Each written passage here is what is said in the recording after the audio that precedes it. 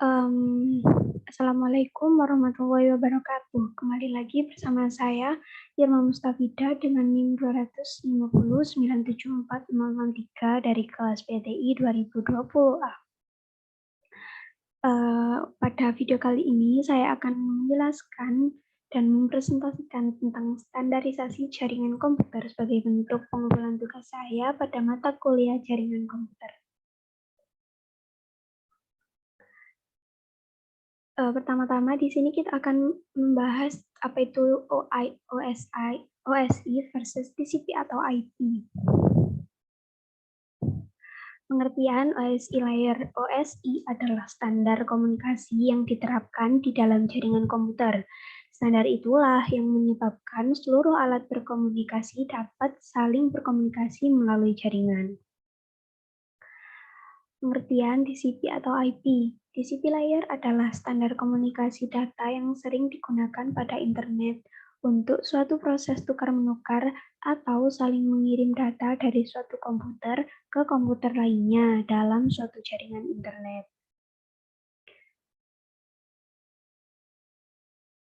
OSI layer memiliki 7 buah layer, yaitu physical layer, data link layer, network layer, transport layer, session layer, presentation layer, dan application layer. Sedangkan TCP layer hanya memiliki 4 layer, yaitu network access layer, internet layer, transport layer, dan application layer. Yang keempat-empatnya memiliki fungsi atau kegunaan yang berbeda-beda pada tiap layernya. Di sini tadi kita udah ada ya untuk ini layer-layernya gambar pada sebelah kanan ini. Untuk OSI memiliki 7 layer dan untuk TCP atau IP memiliki 4 layer. Next, TCP layer ini merupakan suatu protokol spesifik yang bersifat khusus, sedangkan OSI layer merupakan suatu protokol independen. Pada layer teratas yang digunakan OSI layer adalah layer application, presentation, dan juga session layer yang digabungkan dalam satu layer. Sedangkan TCP layer pada bagian teratas hanya menggunakan satu layer, yaitu layer application saja. Ini juga sudah sesuai dengan apa yang tertulis pada gambar kanan tersebut.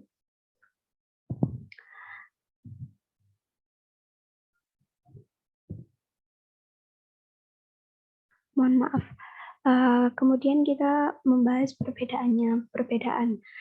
Satu, semua standar yang digunakan pada jaringan TCP atau IP dapat diperoleh secara cuma-cuma dari berbagai komputer di internet, tidak seperti OSI.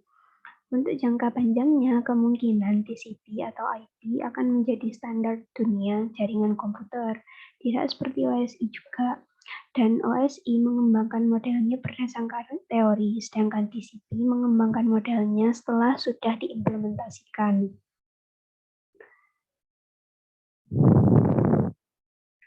Untuk selanjutnya yaitu persamaan.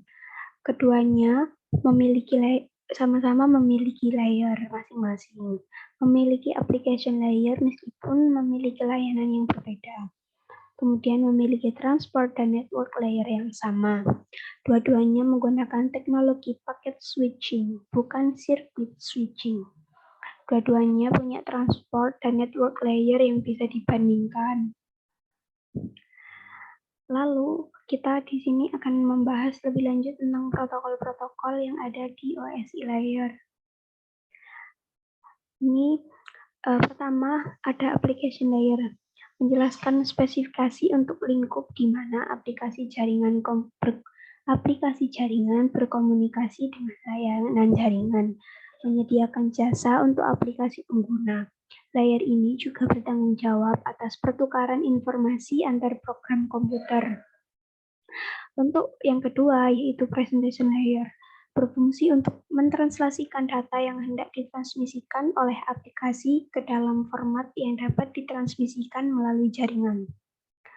Untuk yang ketiga yaitu session layer, berfungsi untuk mendefinisikan bagaimana koneksi dapat dibuat, dipelihara, atau dihancurkan.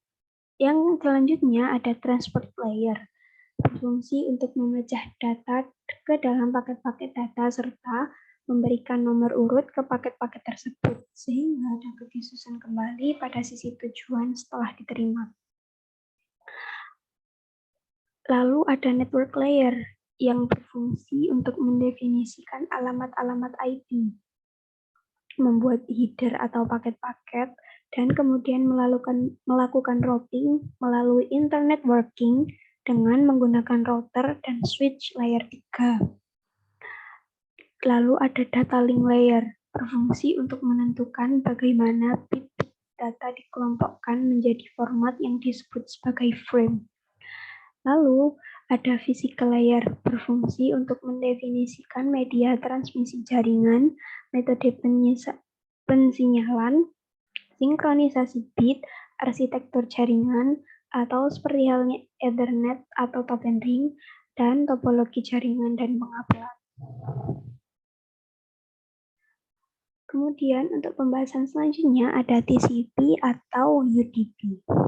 TCP atau Transmission Control Protocol merupakan protokol transport yang andal atau reliable. Hal ini dikarenakan protokol TCP mempunyai mekanisme yang memastikan paket dapat diterima oleh klien. TCP mempunyai karakteristik sebagai protokol yang berorientasi koneksi. Protokol TCP memungkinkan data diterima secara urut sesuai dengan pengirimannya. Lalu ada UDP atau User Datagram Protocol. Adalah transport layer yang tidak andal atau unreliable, connectionless, dan merupakan kebalikan dari transport layer TCP. UDP mempunyai karakteristik connectionless atau tidak berbasis koneksi. Karena UDP bersifat connectionless, maka data yang dikirim menggunakan protokol UDP akan diterima secara tidak terurut. Cara kerja protokol UDP adalah mengirim data tanpa ada jaminan apakah data tersebut akan sampai tujuan atau tidak. Oleh sebab itu, protokol TCP paling sering digunakan dalam sebuah sistem. Berikut adalah gambar-gambarnya yang diilustrasikan. Di sini ada connection TCP dan UDP connections.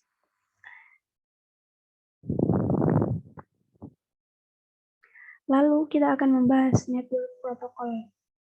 Nah, ini juga ada banyak ya. Ada beberapa di sini yang saya jelaskan, yaitu yang pertama ada Serial Line Internet Protocol atau SLIP. Merupakan protokol yang memungkinkan pemindahan data IP melalui saluran telepon. Lalu yang kedua ada Simple Mail Transfer Protocol, yaitu protokol yang umum digunakan untuk pengiriman email. Ketiga, ini yang paling sering kita temui yaitu Hypertext Transfer Protocol atau yang biasa disingkat HTTP, yaitu protokol yang digunakan oleh World Wide Web. Keempat, Telecommunication Network, yaitu protokol jaringan yang digunakan di koneksi internet atau local area network. Kelima, ada File Transfer Protocol atau FTP, adalah protokol internet yang berjalan di dalam lapisan aplikasi yang merupakan standar untuk pentransferan file komputer antara mesin-mesin dalam sebuah internet working. Yang keenam ada Lightweight Directory Access Protocol, yaitu protokol perangkat lunak untuk memungkinkan semua orang menjadi research organisasi, perorangan, dan lainnya, seperti file atau printer di dalam jaringan, baik di internet atau intranet. Ketujuh ada Secure Socket Layer, yaitu protokol jaringan yang paling banyak digunakan untuk enkripsi. Ditambah lagi, SSL digunakan tidak hanya keamanan koneksi web, tetapi untuk berbagai aplikasi yang memerlukan enkripsi jaringan end-to-end. Untuk memodifikasi SSL Apache Linux dapat menggunakan perintah etcdismon. Kedelapan ada Simple Network Monitoring Protocol, protokol yang digunakan untuk monitoring device di jaringan. Contohnya adalah aplikasi yang menggunakan protokol ini, MRTG, Jude, dan lain-lain. Untuk Kesembilan ada secure shell, yaitu protokol jaringan yang memungkinkan pertukaran data secara aman antara dua komputer. Lalu yang ke-10 ada Post Office Protocol Version 3, protokol yang digunakan untuk mengambil email dari email server. Lalu selanjutnya adalah Internet Message Access Protocol, yaitu protokol standar untuk mengakses atau mengambil email dari server. Yang ke-12 ada Internet Control Passage Protocol. ECMP utamanya digunakan oleh sistem operasi komputer jaringan untuk mengirim pesan kesalahan yang menyatakan, sebagai contoh, bahwa komputer tujuan tidak bisa dijangkau. Kemudian ada point-to-point protokol, yaitu protokol enkapsulasi paket jaringan yang banyak digunakan pada Wide Area Network.